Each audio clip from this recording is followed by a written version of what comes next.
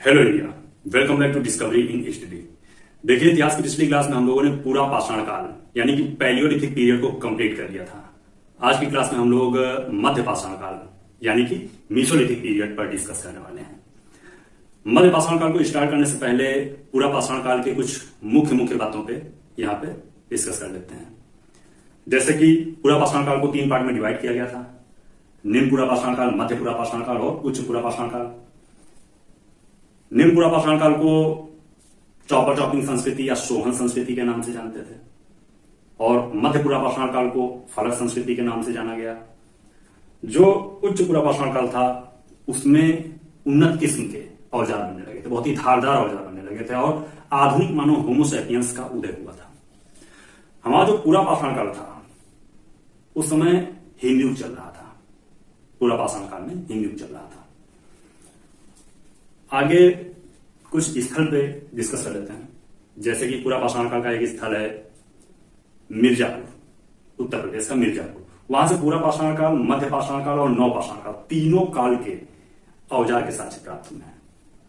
और एक स्थल है भीमबेटका जो कि मध्य प्रदेश विंध्याचल रीजन में पड़ता है। वहां से पूरा पाषाण काल, मध्य पाषाण काल और नव पाषाण काल तीनों काल के चित्रकारी के साक्ष्य प्राप्त हुए हैं। मिर्जापुर की बेलन नदी घाटी के लोधा नाले से अस्थि निर्मित मातृ देवी की प्रतिमा प्राप्त हुई है। अस्थि निर्मित मातृ देवी की प्रतिमा कहां से प्राप्त हुई है? मिर्जापुर के बेलन नदी घाटी के लोधा नाले से। नोट कर लेना पॉइंट। हमारे भारत का जो दक्षिण क्षेत्र है वहां पे तमिलनाडु में मद्रास के पास 2 जगह हमने बताई थी, अतिरमपक्कम और पल्लवरम, जहां से हस्तकुठार मिले थे। मद्रास के आसपास के क्षेत्र से बहुत अधिक मात्रा में हैंडेक्स टाइप के औजार मिले, यानी कि हस्तकुठार प्राप्त हुई। इसलिए मद्रास के आसपास जितनी भी संस्कृति पनपी थी, संस्कृति विकसित हुई थी, उसे मद्रास संस्कृति या हैंडेक्स संस्कृति के नाम से जाना गया। ये भी पॉइंट नोट कर लेना। चलिए, अब जो है हम लोग मध्य पाषाण काल, मीसोलिथिक पीरियड पे डिस्कस करने वाले हैं। शुरू करते हैं।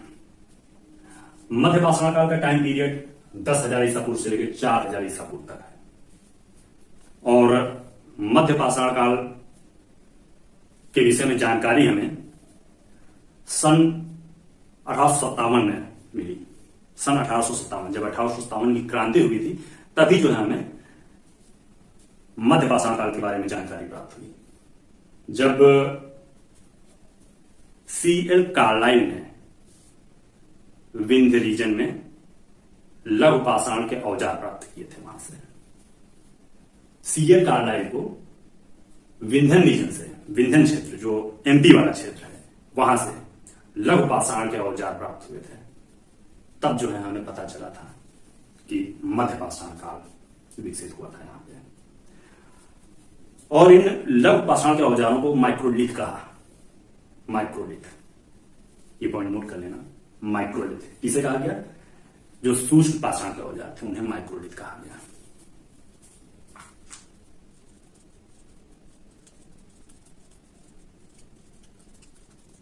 भारत में मध्य पाषाण काल की जानकारी सन 1857 में हुई।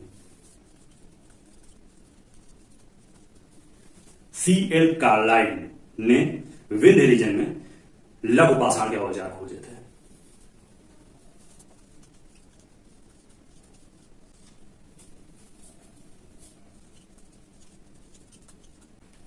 लघु पाषाण के औजार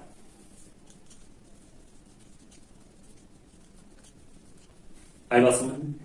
किसने लघु पाषाण के औजार खोजे थे? C.L. कार्लाइल ने।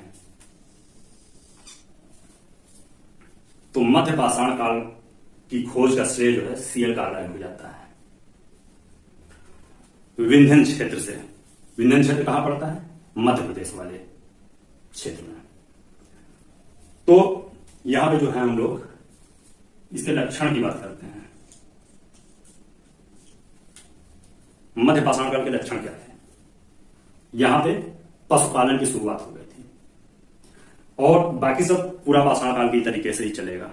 जैसे कि खानाबदोश जीवन जी रहा था, आखेटक एवं खाद्य संग्राहक था। ये सब पूरा पाषाण काल वाला ही चलेगा।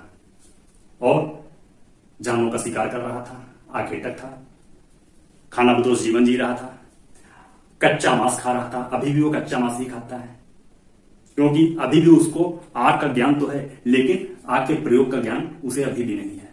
वो नवपाषाण काल में होगा। आए बात समझ?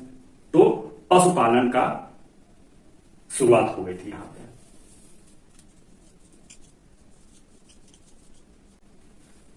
पशुपालन की शुरुआत और पशुपालन के साक्ष्य कहां से प्राप्त हुए हैं? बागौर राजस्थान, आदमगढ़ मध्य प्रदेश, 2 स्थल याद रखना।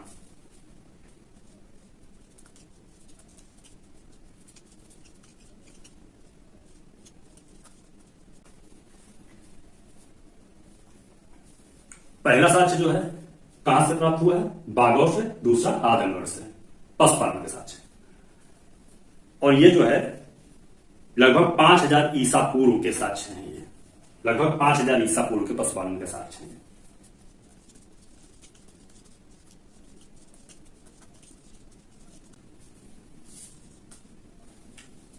आए बात समझ में? ये लगभग 5000 ईसा पूर्व के पशुपालन के साक्ष्य हैं। कौन से? बागौर और आदमगढ़ में। तो बागौर में सर्वप्रथम पशुपालन हुआ था और दूसरा कहां हुआ था? आदमगढ़ में। अब क्वेश्चन आता है कि पशुपालन के सर्वप्रथम साक्ष्य कहां से प्राप्त हुए? ऑप्शन होगा number 1 Bagaur, number 2 Adamgarh, number 3 कुछ और होगा, नंबर 4 कुछ और होगा। तो आपको सर्वप्रथम साक्ष्य कहां से प्राप्त हुए? बागौर राजस्थान। तो बागौर पर टिक करना होगा। आदमगढ़ पे अगर टिक करके आया तो क्वेश्चन का आंसर आपका गलत हो जाएगा। और यही कंफ्यूजन होता है बच्चों में, लोग गलत करके आ जाते हैं। अब एक क्वेश्चन आता है कि पशुपालन के साक्ष्य कहां से प्राप्त हुए? उसमें ऑप्शन में होता है, पहला ऑप्शन होगा बागौर, दूसरा होगा आदमगढ़, तीसरा होगा बागौर और आदमगढ़ दोनों, और चौथा एक कोई और ऑप्शन दिया होगा। तो बच्चे करते हैं कि बागौर पे टिक करके चले आए, या तो फिर आदमगढ़ पे टिक कर दिया। लेकिन तीसरा ऑप्शन है बागौर और आदमगढ़ दोनों। तो पशुपालन के साक्ष्य बागौर और आदमगढ़ दोनों से मिले हैं, तो तीसरा वाला जो है करेक्ट होगा। अगर यह पूछा जाए कि सर्वप्रथम साक्ष्य कहां से प्राप्त हुए पशुपालन के, तो बागौर लगाएंगे। और अगर ऑप्शन में बागौर नहीं है तो आदमगढ़ लगाएंगे। अगर क्वेश्चन आया सर्वप्रथम पशुपालन के साक्ष्य कहां से प्राप्त हुए और ऑप्शन में बागौर नहीं दिया है, तो आप आदमगढ़ लगाएंगे, नहीं तो आप बागौर को ही टिक करेंगे। नहीं तो आप लगा के तो टिक चले आएंगे खुशी खुशी में कि हाँ सही है, पढ़ा था आदमगढ़, लेकिन सही जो है बागौर होगा। आगे बात समझ? चलिए अब जो है हम लोग कुछ और स्थल के बारे में बात करते हैं। पहले इसको थोड़ा हम लोग डिस्कस करते हैं। पशुपालन में जो है सबसे पहला उन्होंने जानवर कौन सा पाला था? कुत्ता। सबसे पहला उन्होंने पालतू बनाया कुत्ते को।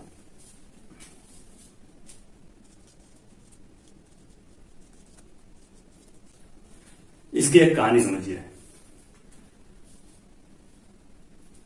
हमारे जो मध्य पाषाण काल के मनुष्य थे, शिकार करने तो जाते थे, आखिर करके खाद्य संग्रह था। अब आखिर करते करते जब वो देखे कि वहां बहुत सारे जंगली जानवर हैं, वो भी शिकार करते हैं, उसमें शेर बड़ा भीषण शिकारी था। तो ये सब सोचा कि शेर को जो है किसी तरीके से पालतू बना लिया जाए, हम लोगों के लिए भी शिकार कर लिया करेगा, साथ में हम लोगों के लिए भी शिकार कर लिया, अपना तो करेगा ही, साथ में हम लोगों के लिए भी कर लिया करेगा। और ये लोग सोच लिए कि चलो शेर को पालतू बनाते हैं। गए, शेर को पालतू बनाने के लिए तो पकड़ना पड़ेगा ना शेर को। शेर ने निपटा दिया 8-10 को। तो इन्होंने जो है शेर को पालतू बनाने का ख्याल दिमाग से दिया निकाल। दूसरे नंबर पे देखा इन्होंने कुत्ता बड़ा बढ़िया शिकारी था, कुत्ते को जो इन्होंने पकड़ा और उसको जो है पालतू बना दिया, और तब से कुत्ता इनका पालतू बन गया। और तभी से जो है साथ में इनके जाता था शिकार करने। तो ये है कहानी पशुपालन की, शुरुआत ऐसे होगी। चलिए कुछ स्थल के बारे में हम लोग बात करते हैं। और जैसे लेखहिया है, लेखहिया इलाहाबाद उत्तर प्रदेश में पड़ता है। यहां से सर्वाधिक मानव कंकाल प्राप्त हुए हैं। लेखहिया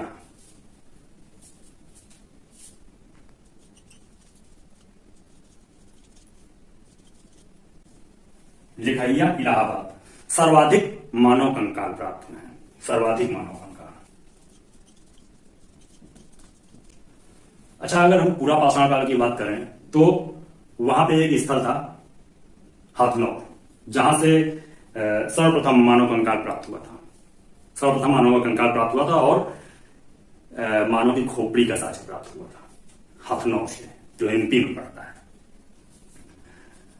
एक अगला स्थल हम लोग देखते हैं चौपानी मांडू, चौपानी मांडू।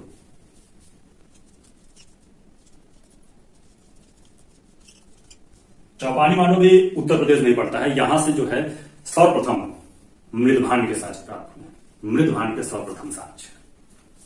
मृदभांड मिट्टी के बर्तन होते हैं।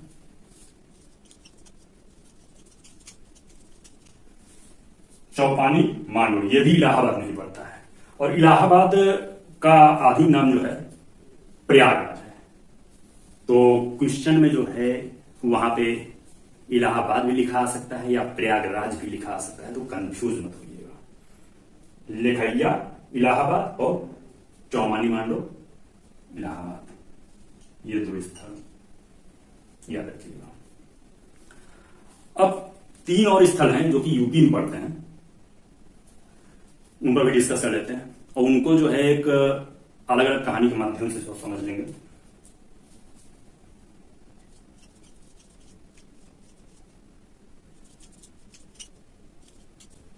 सरायनाहर है प्रतापगढ़ यूपी, पहला स्थल सरायनाहर है प्रतापगढ़ यूपी। ये 3 स्थल डिस्कस करने वाले हैं जो कि यूपी में पड़ते हैं।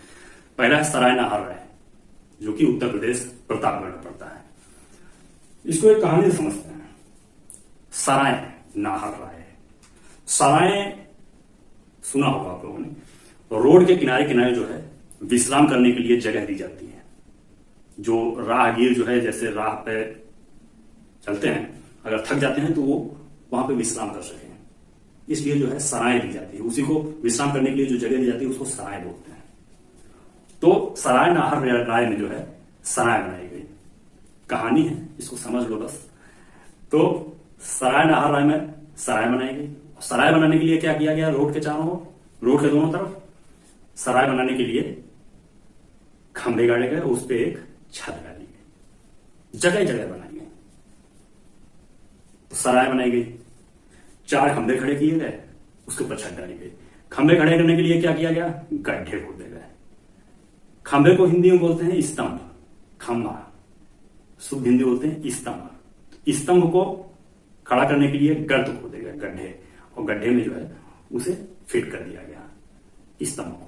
यानी कि पहला पॉइंट नोट कीजिए कि स्तंभ गर्त के साथ मिले हैं, स्तंभ गर्त के साथ।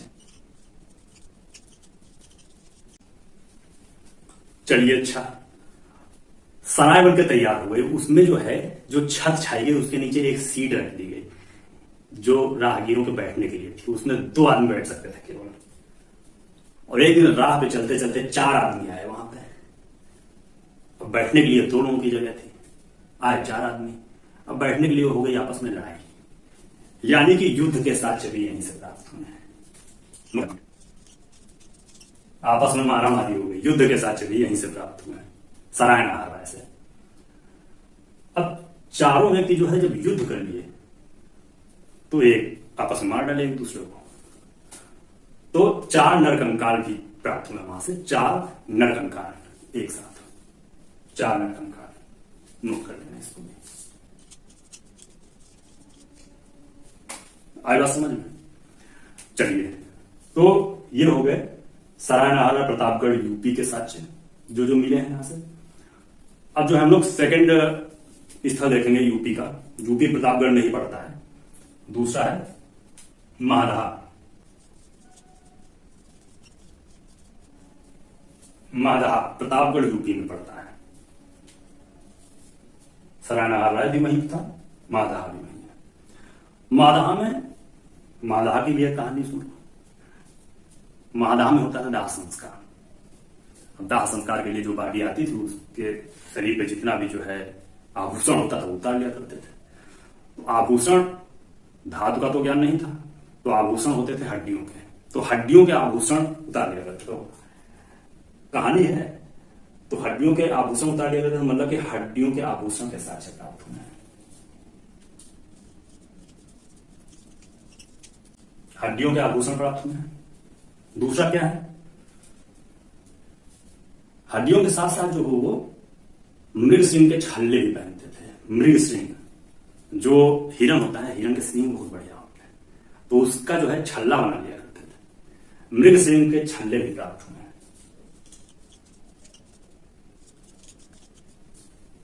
मृग सिंह के छल्ले भी, और स्त्री पुरुष युगल समाधान भी प्राप्त हुआ है। स्त्री पुरुष युगल समाधान, ये भी पॉइंट।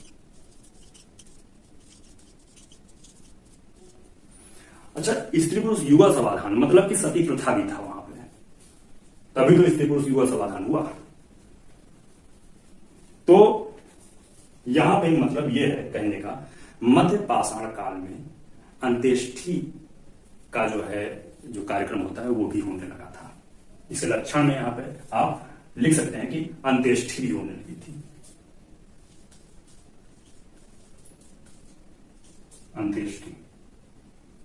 अंत्येष्टि भी शुरू हो गई थी, पशुपालन की शुरुआत और अंत्येष्टि। अब यहां पे एक और स्थल है जो दमदमा, नाम है दमदमा, और दमदमा भी जो है प्रतापगढ़ यूपी में ही आता है। दमदमा,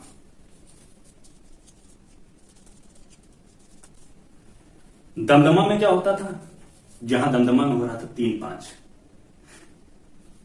तीन मानव कंकाल एक साथ मिले हैं और 5 युगल समाधान एक साथ मिले हैं। 3 नर कंकाल एक साथ और 5 युगल समाधान एक साथ, 3-5।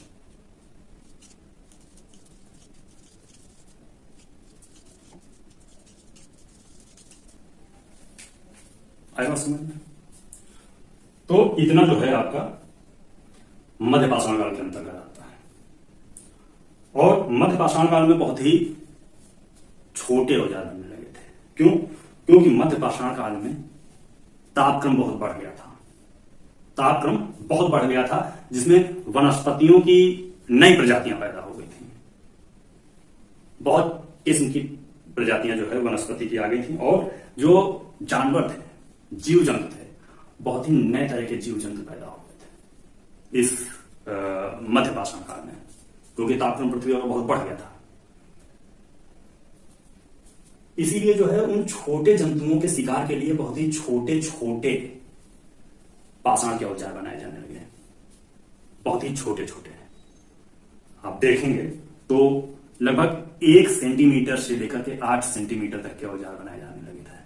ये देखिए कुछ इस तरीके से, देख रहे होंगे कितना छोटा सा हाथ में पकड़े हुए, और ये देखिए उंगली के बराबर के औजार आपको यहां दिख रहे होंगे। तो इस तरीके से औजार जो है बहुत छोटे छोटे बनाने लगे थे। इसलिए इन औजारों को माइक्रोलिथ कहा गया। माइक्रोलिथ यानी कि सूक्ष्म पाषाण औजार। तो ये जो है आज हम लोगों ने मध्य पाषाण काल को कंप्लीट कर लिया है। इतना ही है मध्य पाषाण काल में। नेक्स्ट क्लास में जो है हम लोग नव पाषाण काल यानी कि न्यूलिथिक पीरियड को देखेंगे। तब तक के लिए जय हिंद।